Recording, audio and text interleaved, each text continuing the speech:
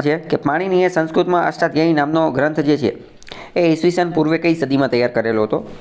તો ઈસવીસન પૂર્વે 4થી સદીમાં તૈયાર કરેલો હતો. આ પ્રશ્ન ઓલરેડી એક બે વાર પૂછાઈ ગયેલો છે.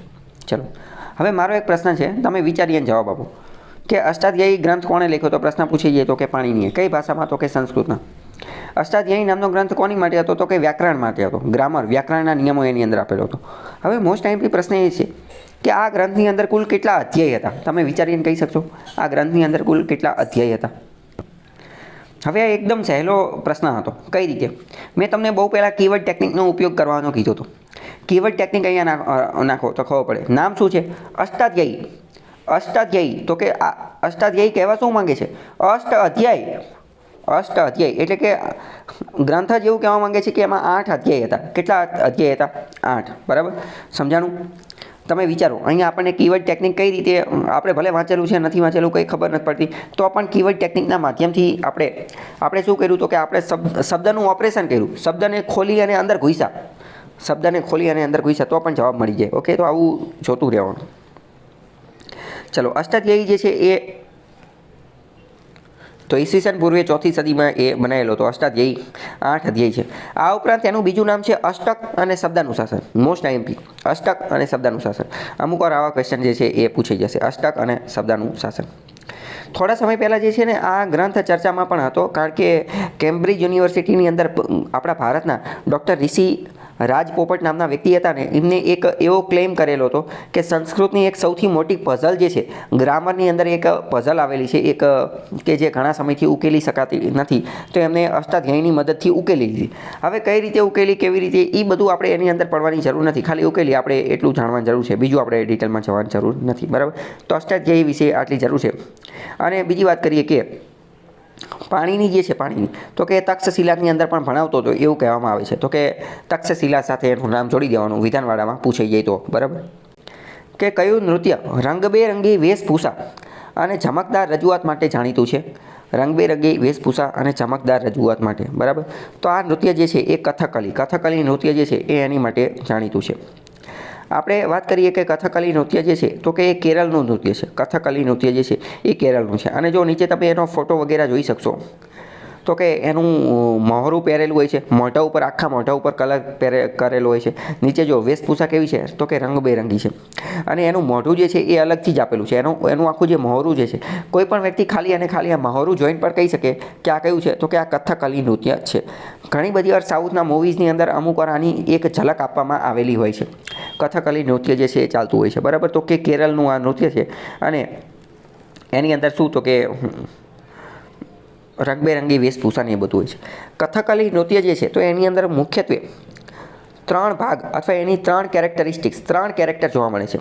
એટલે કે જે કથકલીનું આ જે મુખ્ય પાત્ર જોયું આપણે, જે મહોરું પહેરીને તો એ ડાન્સ કરતું હોય ને, તો ડાન્સ કરતાં એની અંદર અલગ અલગ 3 રોલમાં જોવા મળે. એક તો સાત્વિક રોલ, એક તો રાજસિક રોલ અને એક તો તામસિક રોલ. રાજસિક રોલ એટલે કેવો? તો કે રાજસિક રોલ હોય ને એમાં રાજા જેવું એને બતાવવામાં આવે. બહુ અહંકાર ને બહુ પાવર ને સત્તા ને રાજા જેવી વસ્તુ બતાવવામાં આવે. સાત્વિકમાં શાંત બતાવવામાં આવે અને તામસિકમાં આળસુ ને એ રીતની વસ્તુ હોય ને એ રીતનું બતાવવામાં. તો પ્રશ્ન આ પૂછી જશે, સાત્વિક, રાજસિક અને તામસિક ગુણ અથવા આવું કેરેક્ટર કયા નાટકમાં જોવા મળે છે? તો કે કથકલી ડાન્સની અંદર આ જોવા મળે છે. ઓકે, કેરલાનું રાજ્ય નૃત્ય છે, એક રીતનું ક્લાસિકલ ડાન્સ, શાસ્ત્રીય નૃત્ય જે છે એ પણ છે. Who is the father of Kathakali dance? Kathakali ડાન્સના પિતા તરીકે કોણ ઓળખાય છે? પ્રશ્ન બહુ ઓછો પૂછાય. કેરળની પરીક્ષા આપતા હોય તો પૂછે, પણ આપણે ખાલી યાદ રાખી લઈએ. તો કે કોટારાક્કારા થમ્પુરમ. કોટારાક્કારા થમ્પુરમ નામના વ્યક્તિ જે છે એને આના ફાધર તરીકે ઓળખવામાં આવે છે. બરાબર, ખ્યાલ આવ્યો? કથકલીનો આપણે થોડો ઇતિહાસ જોઈએ તો કે ત્રાવણકોર જે છે, અત્યારનું જે કેરળ, પણ એ સમયે ત્રાવણકોરના રાજાની અંદર, ત્રાવણકોરના રાજા મહારાજા દ્વારા આને જે છે આનો ઉદ્ભવ થયેલો હતો. અને એને રાજ દરબારની અંદર જે છે એ સ્થાન આપવામાં આવેલું હતું. શરૂઆતમાં ટેમ્પલ, મંદિરની અંદર પણ આ ડાન્સ થતો હતો, પણ ધીમે ધીમે પછી પોપ્યુલર થઈ ગયું. કથકલીનો મુખ્ય આધાર જે છે એ ભરત નામના આપણા ઋષિ થઈ ગયા અને ભરત નામના ઋષિએ જે નાટ્યશાસ્ત્ર નામનો ગ્રંથ લખેલો હતો એની અંદર એનો થોડો ઘણો ઉલ્લેખ અથવા એનેથી પ્રેરણા પામી અને આ ડાન્સ આ નૃત્ય બનેલું છે. પ્રશ્ન વારંવાર પૂછાય છે નાટ્યશાસ્ત્ર ગ્રંથ કોણે લખેલો છે? તો કે ભરત મુનિએ. અને મોટા ભાગના જે ક્લાસિકલ ડાન્સ શાસ્ત્રીય નૃત્ય જે છે શાસ્ત્રીય નૃત્ય એનો ઉલ્લેખ ભરત મુનિના નાટ્યશાસ્ત્રમાં જ જોવા મળે છે. ભરતનાટ્યમાં એમાં આવેલું છે. કથકલીની અંદર એક બીજું મહત્ત્વનું લક્ષણ હોય તો એ છે હસ્તકલા લક્ષણ દીપિકા. હસ્તકલા લક્ષણ દીપિકા આ આખાઈનો મતલબ શું થાય? તો કે હસ્ત એટલે કે હાથ વડે અમુક કલા દર્શાવવામાં આવે અને એને હેન્ડ જેસ્ચર કહેવાય. હાથ વડે અલગ અલગ આકૃતિઓ બનાવવામાં આવે અને હાથની આકૃતિઓ વડે રાજસી, તામસી, સાત્વિક ગુણ દર્શાવવામાં આવે અથવા તો હાથની આકૃતિ વડે વિવિધ પશુ પંખી પ્રાણીઓની આ બધાની આકૃતિ એને એવું બધું બનાવવામાં આવે અને હાથના અલગ અલગ જે જેસ્ચર જે છે મૂવમેન્ટ હાથની જે અદાઓ જે છે એનું કથકલીની અંદર થોડું સ્થાન રહેલું છે. બરાબર. તો હસ્તકલા હસ્તકલા લક્ષણ દીપિકા એ કોનું લક્ષણ છે? તો કે આનું કથકલીનું. બરાબર. 17મી સદીમાં આ આખું ચાલુ થયું હતું ત્રાવણકોરની અંદર 17મી સદીમાં, પરંતુ 20મી સદીની આજુબાજુમાં જે છે એ થોડો ઘણો એનો નાશ થતો ગયો. બરાબર. તો આટલી બાબતોમાં સંગીતની બાબતમાં 3 વિધાન આપેલા છે. પહેલું વિધાન એવું કહે છે કે આપણા સંગીતમાં ગાયન અને વાદન બંનેનો સમાવેશ થાય છે. તો પહેલી વસ્તુ બિલકુલ સાચી છે. ગાયન એટલે શું? કે તો જે ગાવાવાળા હોઈએ, સિંગર જે હોઈએ. અને વાદન એટલે શું? તો કે મ્યુઝિકલ ઇન્સ્ટ્રુમેન્ટ જે વગાડતા હોઈએ, સંગીતના સાધનો. તો શું આપણા સંગીતની અંદર બે જોવા મળે છે? તો કે હા, જોવા મળે છે ને. આપણે સુશીર વાદ્ય, અવનદ વાદ્ય એ બધાના પ્રકાર છે. તો એ એટલે તો બનાવેલા છે. અને કે આજકાલના છોડા છે. રાવણ હતો તો કે બહુ જૂનું વાદ્ય છે. ઓકે. તંતુ વાદ્ય તો કે પહેલું બંનેનો જોવા મળે છે. પહેલું વિધાન સાચું. આપણા સંગીતમાં મુખ્યત્વે 5 રાગો છે: શ્રી, મેઘ, દીપક, હિંડોળ અને ભૈરવી. સાચી વાત કે ખોટી વાત? શ્રી, મેઘ, હિંડોળ, દીપક અને ભૈરવી આ બધા રાગ મેં તમને આ 5 રાગ મોસ્ટ આઈએમપી છે. મેં તમને વાત કરેલી હતી કે આ ક્વેશ્ચન પૂછાશે જ્યારે આર્ટ એન્ડ કલ્ચરનું મેં ચલાવેલું હતું ત્યારે. એ યાદ છે કે નહીં તમને? ત્રીજું વિધાન છે પંડિત સારંગદેવે સંગીત રત્નાકર નામના ગ્રંથની રચના કરી હતી. તો કે હા, સાચી વાત છે. પંડિત સારંગદેવ જે છે એણે જ સંગીત રત્નાકરની નામના ગ્રંથની રચના કરી હતી. તો ત્રણેય વિધાન સાચા છે. તો આવા વિધાન વારંવાર પૂછાઈ જતા હોય છે. ઓકે. સંગીત રત્નાકર તો સારંગદેવ. બરાબર. બાકી ઓલરેડી મેં તમને બીજી વસ્તુ ચલાવી દીધી. આ જે 5 રાગ જે છે એ તો ઓલરેડી આપણે ડિસ્કસ થઈ ગયા છે. આગળનો પ્રશ્ન છે કે મહારાજા જયસિંહ બીજાએ ઉત્તર ભારતમાં કેટલી વેધશાળાનું નિર્માણ કરેલું હતું? આ મહારાજા જયસિંહ બીજા કોણ પહેલાં? તો કે મહારાજા જયસિંહ બીજા એ સવાઈ જયસિંહ. કયા સવાઈ જયસિંહ? તો કે જેણે જયપુર નગર બનાવેલું હતું એ જયપુર નગર જે બનાવેલું હતું ને. અને તમને ખ્યાલ હશે કે જયપુર નગર આ જે સવાઈ જયસિંહ જે છે એને ખગોળીય વેધશાળા બનાવેલી હતી. જંતર મંતરનું નામ તમે સાંભળેલું હશે. જંતર મંતર, ખગોળીય વેધશાળા જયપુરની અંદર અને બીજી ઘણી બધી જગ્યાએ ઉત્તર ભારતમાં, દિલ્હીમાં બધી જગ્યાએ બનાવેલી હતી. Astronomical units. અને આનો મુખ્ય ઉદ્દેશ્ય શું હતો? કે અહીંયા બેસી અને ટેલિસ્કોપના માધ્યમથી જે છે અથવા તો બીજા અલગ અલગ ખૂણા બનાવી અને અવકાશીય ગ્રહોનું નિરીક્ષણ કરી શકાય, અવકાશીય પદાર્થોનું નિરીક્ષણ કરી શકાય અને અવકાશનું નિરીક્ષણ કરી શકાય. એને જ ખગોળીય વેધશાળા કહેવાય. તો કે કેટલી બનાવી હતી? તો કે અહીંયા 5 જવાબ આપેલું છે કે 5 વેધશાળા એણે બનાવેલી હતી. આપણે થોડુંક એના વિશે જાણીએ તો કે સવાઈ જયસિંહ બીજા આ એની વાત કરે છે. જંતર મંતર જે છે એ બનાવેલું હતું. બરાબર. અને આપણે ઉત્તર ભારતમાં એક રીતે જોઈએ તો 5 જગ્યાએ એમને બનાવેલી હતી. 5 જગ્યાએ કઈ જગ્યાએ વેધશાળા બનાવેલી હતી? તો કે દિલ્હીની અંદર, જયપુરની અંદર, ઉજ્જૈનની અંદર, વારાણસીની અંદર અને મથુરાની અંદર. બરાબર. તો હવે જો અત્યારે આ પ્રશ્ન પૂછાઈ ગયો કે કેટલી જગ્યાએ બનાવેલી હતી? તો કે 5 જગ્યાએ. તો હવે બીજી વાર પ્રશ્ન એવો પણ પૂછાઈ શકે કે આ 5 સ્થળ કયા હતા? તો કે દિલ્હી, જયપુર, ઉજ્જૈન, વારાણસી અને મથુરા. બરાબર. 18મી સદીના પૂર્વાર્ધની અંદર આ બનાવેલી હતી. તો આ મહત્વનું છે. નીચે જો સવાઈ જયસિંહનો ફોટો જે છે એ પણ આવેલો છે. અત્યંત મહત્વનું જે છે એ જંતર મંતર જે છે એ અત્યંત મહત્વનું છે. હવે જો આમાં જંતર મંતર, તો જંતર જે છે જંતર એનો મતલબ થાય ઉપકરણ અથવા ઓજાર અથવા યંત્ર. અને મંતરનો મતલબ શું થાય? તો કે મંતરનો મતલબ થાય સૂત્ર, ઇલમ, મંત્ર એવો એનો ઉપયોગ થાય. એટલે કે ઉપકરણ અને સૂત્ર. એવું ઉપકરણ કે જેના માધ્યમથી એક સૂત્ર મૂકેલું હોય અને એના માધ્યમથી આપણે ગ્રહો અને અવકાશી પદાર્થો જે છે એ જોઈ શકીએ અને અવકાશની જે ગૂઢ ગણતરી જે છે એ પણ જોઈ શકીએ. આવી એક રીતે યંત્રશાળા બનાવેલી હતી, જેને નીચે ફોટો આપેલો છે. નીચે જે ફોટો આપેલો એ જંતર મંતરનો જ છે. અને જંતર મંતર ક્યાં આવેલું છે? તો કે જ ઉપરથી જ યાદ રાખવાનું છે, જયપુરની અંદર. અને સવાઈ જયસિંહ જે છે એ જયપુરના જ રાજા હતા અને જયપુરનું નિર્માણ જે કરાવેલું હતું, જયપુર નામનું શહેર બંધાવવાનું કામ પણ એ પણ સવાઈ જયસિંહ જે છે એણે જ કરેલું છે. ઓકે, બીજી વાત કરીએ કે આ જે વેધશાળા જે છે, આ વેધશાળાનું બીજું નામ માન મંદિર પણ છે. વેધશાળાનું બીજું નામ શું છે? માન મંદિર પણ છે. માનનો મતલબ શું થાય?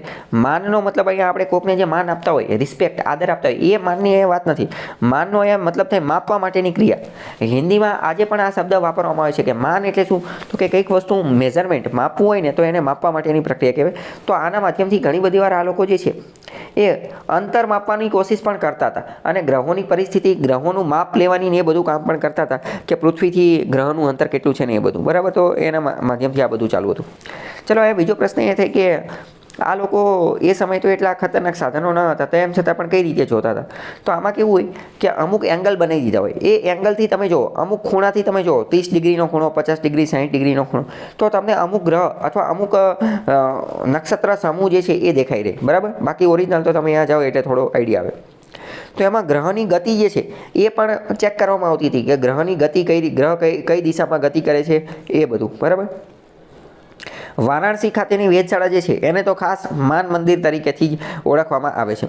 અને આ સમયે જે છે એ દિલ્હીના મુઘલ બાદશાહોનું શાસન હતું. તો અમુક વાર પ્રશ્ન પૂછાઈ જાય કે જયપુરના સવાઈ જયસિંહ જે છે એ કોના સમકાલીન છે? તો કે દિલ્હીના મુઘલ બાદશાહ જે હતા ને એના સમકાલીન છે. અને મુઘલ બાદશાહો જે છે એમને પણ આ વેધશાળા બનાવવા માટે થોડા ઘણા પૈસાને એ બધું આપેલું હતું. કેમ? કારણ કે હકીકતમાં તો શાસન મુઘલોનું જ હતું. હકીકતમાં સવાઈ જયસિંહ જયપુર જે છે એ મુઘલના ખંડિયા રાજા હતા. ખંડિયા રાજા એટલે કેવા? તો કે એમની સોવરેનિટી, સાર્વભૌમત્વ ન રહે. સાર્વભૌમત્વ શબ્દ ઓલરેડી મેં બહુ પહેલાં ચલાવી દીધો છે. બરાબર, તો કે એમને ખાલી નામના રાજા, બાકી ઓરિજિનલ તો મુઘલનું જે છે એ રહે. બરાબર, પરંતુ પછી આગળ જતાં મરાઠા લોકો જે છે એ ધીમે ધીમે આગળ વધતા હતા. તો વાસ્તુકલાના અનોખા નગર જયપુરનું નિર્માણ જે છે એ એમને જ કરાવેલું હતું. બરાબર, અને આ વેધશાળા એટલી ખતરનાક હતી કે વિદેશના લોકો પણ અહીંયા ચેક કરવા માટે આવતા હતા. પોર્ટુગલ, ફ્રાન્સ, જર્મની વગેરે દેશોમાંથી પંડિતને અહીંયાના જે એક્સપર્ટ લોકો જે છે એ આવતા હતા. જયપુરની અંદર એમને એક પુસ્તકાલય પણ બનાવેલું હતું અને આ પુસ્તકાલયની અંદર ઘણા બધા પુસ્તકો હતા. દેશ વિદેશથી અમુક લોકો આવે એ પણ અહીંયા પુસ્તક રજૂ કરતા હતા. પણ આજે આ પુસ્તકાલય જે છે એ નાશ પામી ગયું છે. જયસિંહ જે છે એની આપણે બીજી વાત કરીએ તો 1732માં જયસિંહના એક ગુરુ હતા અથવા એમના એક વ્યક્તિ હતા જગન્નાથ. જગન્નાથ પાસેથી એમને આ બધું શીખવાનું ને એ બધું કામ કરતા હતા. ટોલેમી નામનો એક વ્યક્તિ હતો. ટોલેમીનું એક પુસ્તક હતું સિન્ટેક્સિસ એટલે શું? કે જેમાં ખગોળનું ને એ બધાની વસ્તુ જે છે આપવામાં આવેલી હતી કે આ શબ્દનો ને એ બધાનો મતલબ શું છે ને એ બધું. પણ આ પુસ્તક અરબી ભાષામાં હતું. તો આનું અરબીમાંથી સંસ્કૃતમાં અનુવાદ કરાવવા માટેનું કામ જે છે એ પણ આપણે કરેલું હતું. અને એ કામ એમને જે છે એ જયસિંહ જે છે એમના ગુરુ જગન્નાથે કીધું હતું એટલે કરેલું હતું. અને એનું સમ્રાટે સિદ્ધાંત તરીકે અનુવાદ કરેલું હતું. તો કે ટોલેમીનું પુસ્તક સિન્ટેક્સિસ હતું, એનું અનુવાદ અરબીમાંથી સંસ્કૃત સમ્રાટ સિદ્ધાંત જયસિંહે જ કરાવેલું હતું. આ પણ વિધાનવાળા વાક્યમાં પૂછાઈ જાય. જયસિંહ સાથે એક ગુજરાતના એક વ્યક્તિ હતા કેવડરામ કરીને. એમને પણ આ ખગોળ વિદ્યાના એનું કામકાજ કરતા હતા. ખગોળ વિદ્યાના 8 અને સાહિત્યના 2 ગ્રંથો આ કેવડરામે લખેલા છે એવું માનવામાં આવે છે. બરાબર, તો કેવડરામ ગુજરાતના હતા તો એ અત્યંત મહત્વનો ટોપિક થઈ જાય છે. તો કેવડરામ એક નામ યાદ રાખવાનું. જયસિંહ જે છે એમને કેવડરામને જ્યોતિષરાયની પદવી આપેલી હતી. જ્યોતિષરાયની. અને કેવડરામે જય વિનોદ પંચાંગ જે છે એની રચના કરેલી હતી. તમને ખ્યાલ હશે કે દર વર્ષે પંચાંગ રજૂ થતું હોય છે, ખાસ કરીને દિવાળીની આજુબાજુમાં. તો આ કેવડરામ પણ પોતાનું પંચાંગ રજૂ કરતા હતા. તો આવા અમુક પ્રશ્ન પૂછાઈ શકે છે. જયસિંહ જે છે, જયસિંહે ખુદ પણ 2 ગ્રંથ લખેલા હતા. એક તો યંત્ર પ્રકાર અને યંત્ર રાજ રચના. યંત્ર પ્રકાર અને યંત્ર રાજ રચના નામના 2 ગ્રંથ જે છે એ લખેલા હતા. બરાબર, બાકી બધી વસ્તુ જો તમે ડિટેલમાં વાંચવી હોય તો ટેલિગ્રામ ચેનલની અંદર આ આખું જે જયસિંહ વિશેનું ને એ બધું નાખેલું છે, બરાબર. બાકી જે એક્ઝામના પોઈન્ટ ઓફ વ્યૂથી મહત્ત્વની હતી એ મેં તમને કહી દીધી છે. ઓકે, બધા પોઈન્ટ મહત્ત્વના છે. તમે નોટ બનાવી રાખજો અથવા રિવિઝન માટે લખીને રાખજો, કારણ કે નહીંતર પછી આગળ જતાં ભૂલાઈ જશે, પ્રશ્ન પૂછાશે આવા. આગળનો પ્રશ્ન છે કે સલ્તનતકાલીન સ્થાપત્યને શું કહેવામાં આવે છે?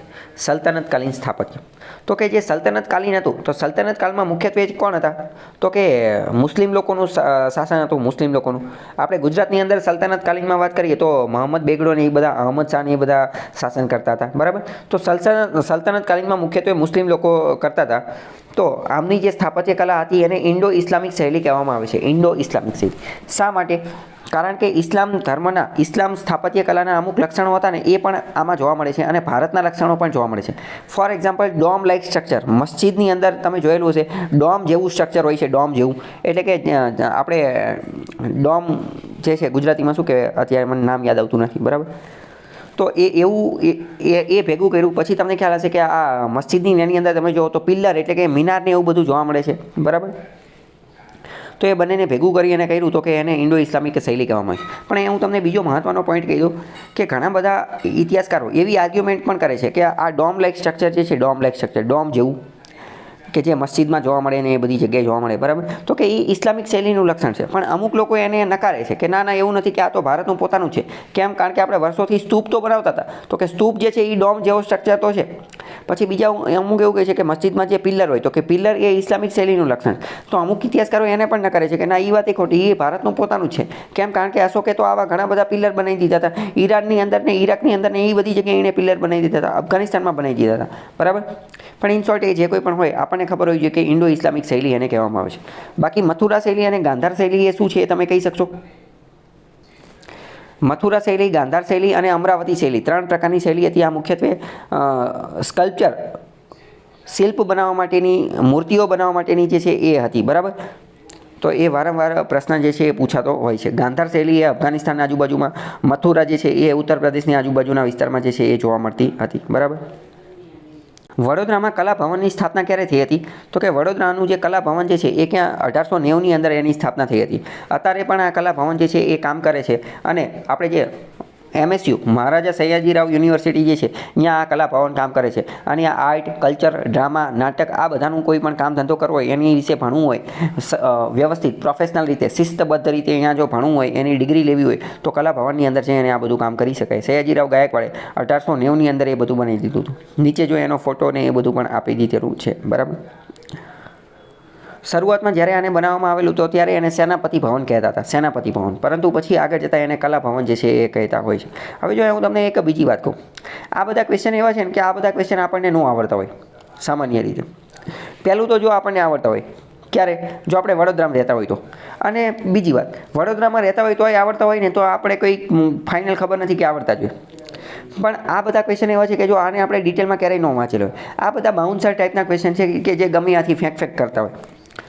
પણ જો આપણે આવી રીતે PYQ સોલ્વ કરેલા હોય ને તો આપણને ખબર હોય. હવે જો આપણે આ PYQ સોલ્વ કરી નાખ્યો, હવે બીજી વાર આ પ્રશ્ન પૂછે તો બીજી વાર ત્યાં રહેવાનો તો બાઉન્સર જ છે, પણ આપણે આવી રીતે તૈયાર કરી નાખી તો આપણને આવડી જાય. એટલે PYQનું સમજો કે સૌથી વધારે મહત્ત્વ શું છે કે આવા જે કોર્નર ક્વેશ્ચન જે છે કે જે આડા આવડા ગમે ત્યાંથી પૂછેલા તો એ આપણે એના ડીલ થઈ જાય, બરાબર.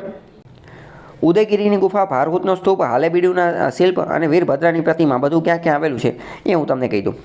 પહેલાં તો ઉદયગીરીની ગુફા જે છે એ ઓડિશાની અંદર આવેલું છે, બરાબર. ભારહૂતનો સ્તૂપ જે છે, ભારહૂતનો સ્તૂપ તો કે મધ્યપ્રદેશની અંદર આવેલું છે. હાલેબીડુના શિલ્પ જે છે, હાલેબીડુના શિલ્પ એ કર્ણાટકની અંદર આવેલી છે. હાલેબીડુના શિલ્પ એ અત્યંત મહત્ત્વના છે, બરાબર. હાલેબીડુ વંશ વિશે 2-3 પ્રશ્ન વારંવાર પૂછાઈ જતા હોય છે. તો કે હાલેબીડુ સામ્રાજ્ય કંઈ યાદ ન રાખો તો ખાલી એટલું યાદ રાખો કે હાલેબીડુ સામ્રાજ્ય જે છે, હાલેબીડુ વંશ કર્ણાટકની અંદર હતો. ખાલી આટલું યાદ રાખો કે હાલેબીડુ નામ આવે તો કર્ણાટકની આજુબાજુનું વિચારવાનું. વીરભદ્રની પ્રતિમા ક્યાં આવેલી છે? તો કે વીરભદ્રની પ્રતિમા ગુજરાતની અંદર આવેલી છે. થોડું આપણે ડિટેલમાં સમજીએ કે બધું ક્યાં આવેલું છે. હવે આપણે જો ઉદયગીરીની ગુફાની વાત કરીએ ને તો ઉદયગીરીની ગુફાઓ 2 છે, મધ્યપ્રદેશમાં પણ આવેલી છે. ઉદયગીરીની ગુફા મધ્યપ્રદેશમાં પણ આવેલી છે, બરાબર. તો 2 જગ્યાએ આવેલી છે. નીચે જો એનો ફોટો પણ મૂકેલો છે, મધ્યપ્રદેશ વાળીનો ફોટો મૂકેલો છે. ભારહૂતનો સ્તૂપ તો કે એ પણ મધ્યપ્રદેશમાં આવેલો છે, ભારહૂતનો.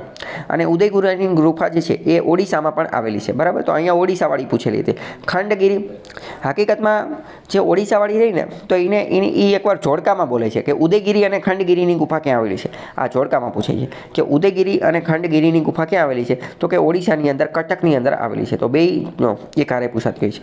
એનું જો નીચે સ્થાપત્ય કેવું છે, કેવા ચિત્રો કેવા શિલ્પ ને એ બધું છે નીચે આપેલું છે, બરાબર. ઓડિશામાં આવેલી છે. ઓકે,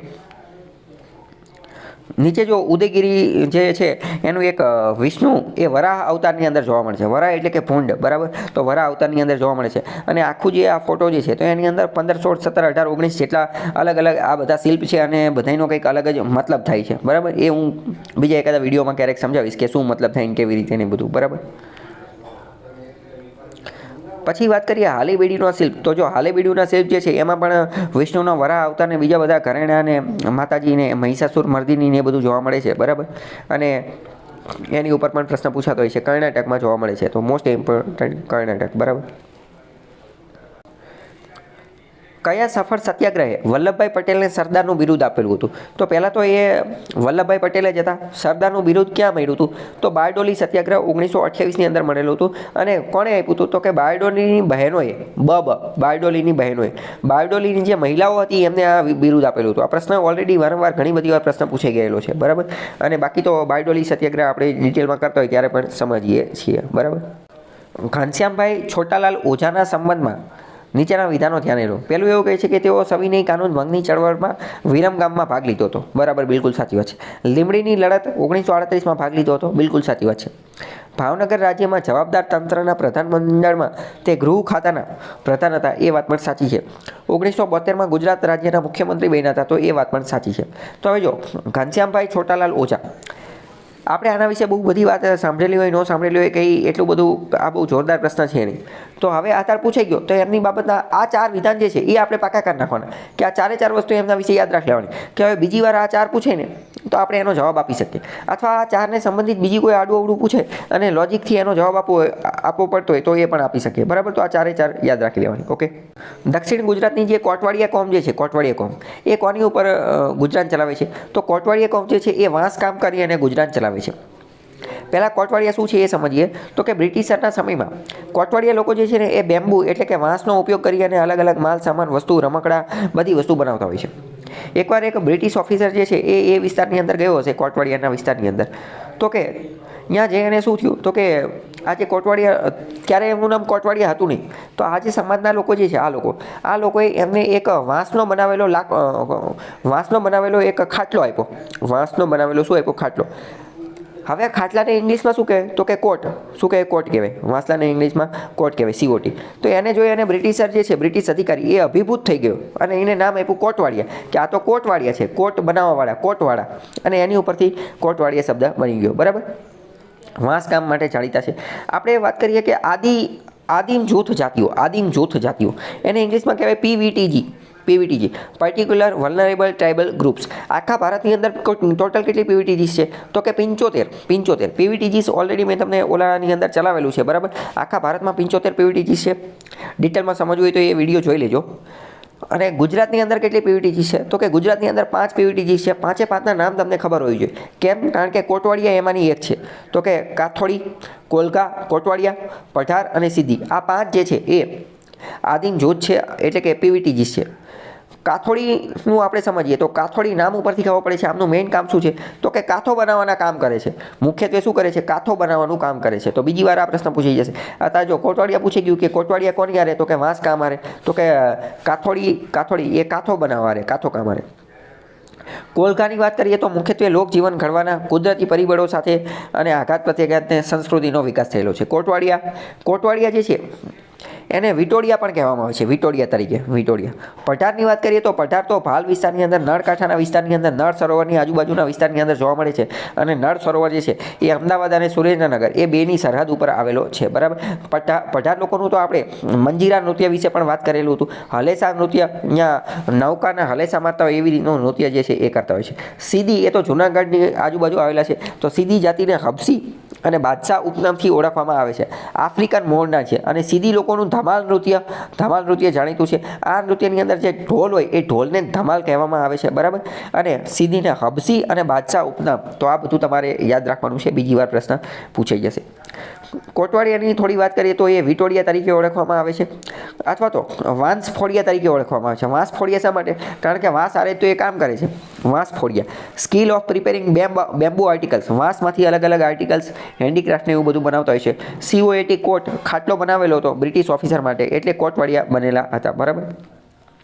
આ ઉપરાંત લોકલી ભાષાની અંદર એ લોકોને વાદી પણ કહેવામાં આવે છે. વાદી એટલે કોણ? તો કે માઇગ્રેટિંગ ગ્રુપ, એક જગ્યાએથી બીજી જગ્યાએ ભટકતું રહેતું એને વાદી કહેવામાં આવે. બરાબર. તો એવું ગ્રુપ પણ કહેવામાં આવે છે.